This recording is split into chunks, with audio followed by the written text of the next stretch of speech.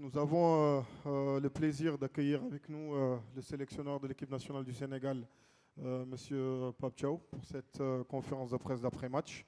Donc, je vais bien sûr lui poser la première question avant de donner la parole aux journalistes. Merci beaucoup. Coach, bien sûr, j'imagine que c'est une défaite aujourd'hui un peu amère. Quelle est votre lecture après ce match d'aujourd'hui? Oui, oui, une défaite amère, c'est sûr. Mais après, voilà, on sait que parfois le football peut être cruel à ce point.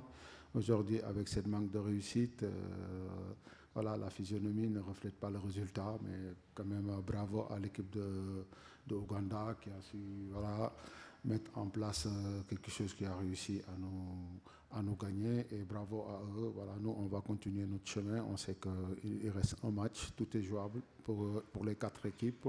On reste focus sur le troisième match contre la RDC. D'accord.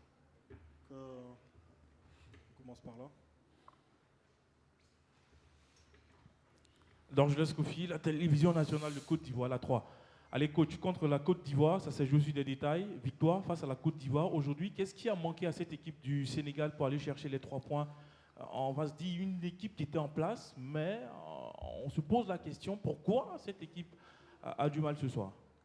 Oui, c'est sûr, comme vous l'avez bien constaté. Moi, je pense qu'aujourd'hui, c'est vraiment le manque de réussite et parfois, ça peut arriver dans le football. Maintenant, on sait que aujourd'hui, ça nous a coûté cher et vouloir louper ces occasions. Mais voilà, on continue à travailler. Il nous reste un match, donc essayer de ne pas faire les mêmes erreurs que le match suivant. Joel from Uganda. Coach, second successive game.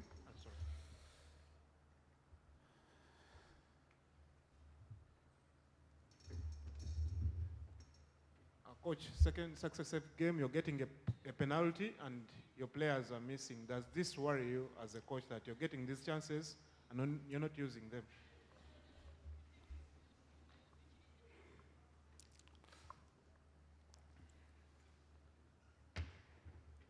Oui, vous l'avez bien dit, hein, c'est vraiment des opportunités qu'on n'a pas pu utiliser aujourd'hui. Mais voilà, on va s'entraîner. D'habitude, on les mettait au fond. Aujourd'hui, sur ce tournant, pour l'instant, ça nous a pas réussi. Comme le match aussi, on a loupé beaucoup d'occasions. Et voilà, parfois, ça peut arriver dans le football. Maintenant, ce qu'il faut faire, c'est juste continuer à travailler. Là.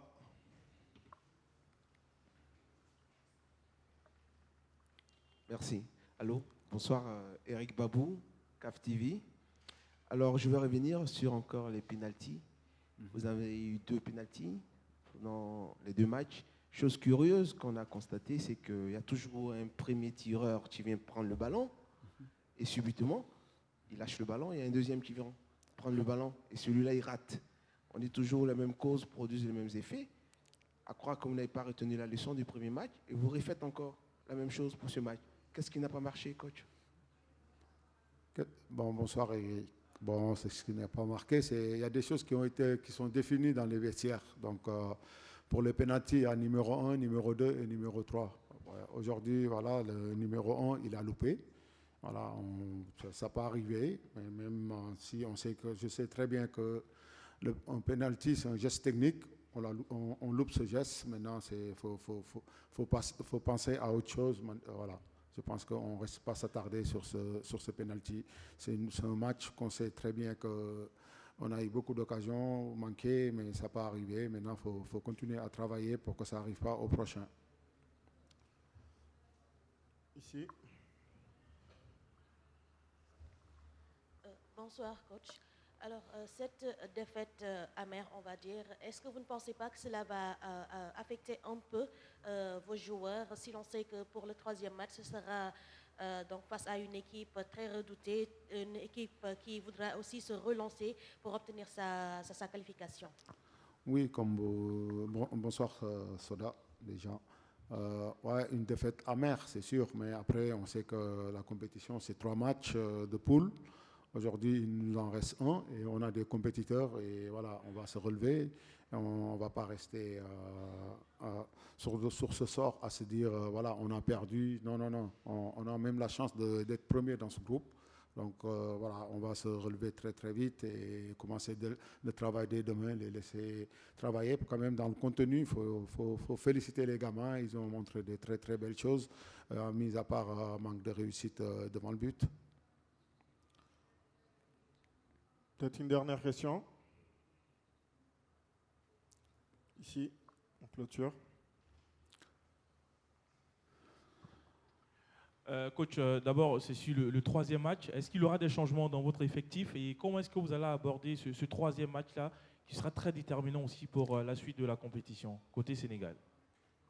Oui, je pense que c'est un match déterminant pour toutes les autres équipes dans le groupe. Donc, comment l'aborder, c'est sûr, on va bien se préparer, déjà voir quelle équipe qui sera plus adéquate pour être face à la RDC. Mais c'est sûr, on a juste un joueur qu'on ne peut pas compter, qui a pris le rouge.